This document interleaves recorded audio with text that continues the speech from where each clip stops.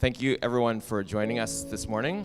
As you know, over the last couple of weeks and even a couple of months, there's been a lot of news. Some of it is true and accurate. Some of it is not true and even fake.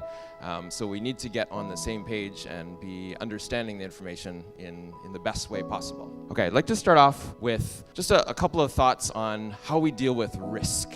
So when situations like what are happening in the news and in the world happen, it's very difficult for us to understand what's real risk and what's perceived risk, and to try and find the best way, right, the middle way as possible. So sometimes we feel very stressed, right? We feel very anxious. You can feel it in this room. You can feel it around the school in the last few weeks, right? You can see some people that are very fearful as well, and that's totally normal. And I'm not saying that there's no risk in the situation. This is a serious situation, and we do have to take it very seriously. But we have to make sure that we don't go too far to one side or too far to the other side, and try to think of things in a very balanced way. So what are we talking about? We're talking about something called COVID-19. We used to just call it coronavirus, but actually that's not very accurate. So what we're talking about is an illness caused by one of the coronaviruses. There are many, right? And most of them are very common. So these are viruses that are usually associated with very mild illnesses. If you've ever caught a cold, right? If you've had, kind of the common flu, those are all coronaviruses. So this is just another one. What are the symptoms? Okay, so there are three common symptoms in some of the cases that are out there. Number one is fever, right? So you're having a very high temperature. Another one is cough.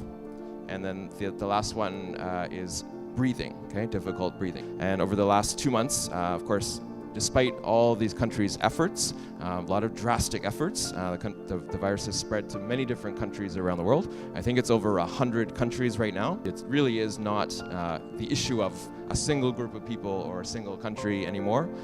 Really, it's a worldwide problem. It's not always about us, right? There are people in the community that are older, right, or that have these health issues that need the support of hospitals and medical staff. We need to focus on those people. And so if we're not cautious, and if we're spreading around even the cold or flu or even this illness itself, we're taking the resources from people that really need it, right? We need to help the people that are in greatest need, and that means our job is, yes, to be cautious of ourselves, our own health, but especially to think about the health of people that will really need it in the coming days. So our role here as a school is to try and prevent the spread of COVID-19. But let's really focus on this one because it's something that we can actually control, and that is a focus on our personal hygiene. Okay, so everyone, please make sure you're paying attention to Miss Catherine.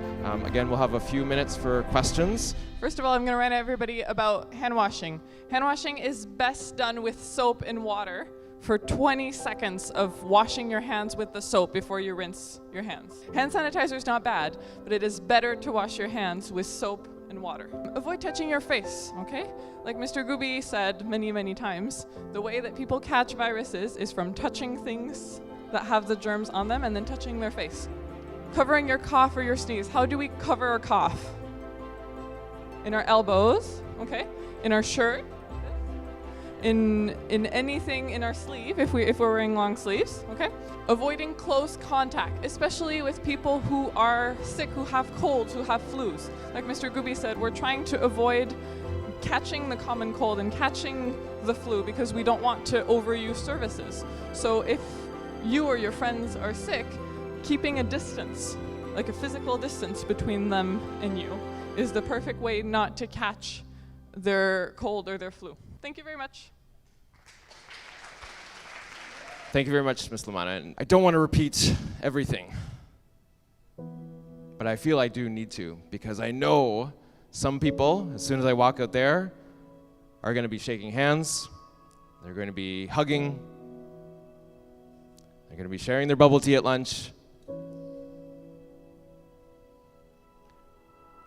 and it needs to stop. I know these things seem really simple and they're difficult to stop doing. Sometimes it's an instinct, right? Some of you just naturally want to connect in that way. I feel the same. But we have to do this, right? We have to work together. This is serious. So, ladies and gentlemen, we will get through this. Okay? This is not the end of the world. This is not the apocalypse. We're going to be okay. But we do have to be careful, right? We do have to be very cautious. We have to work together. We're going to lean on each other. We're going to lean on, the leaders in the school. We're going to lean on all of the people that are really helping us get through this. And hopefully, this will happen quickly, but it may not. It may take some time. We may be a couple of months here where this is still a concern in the world, but we do have to work together. So does anyone else have any final questions that you're comfortable to share here?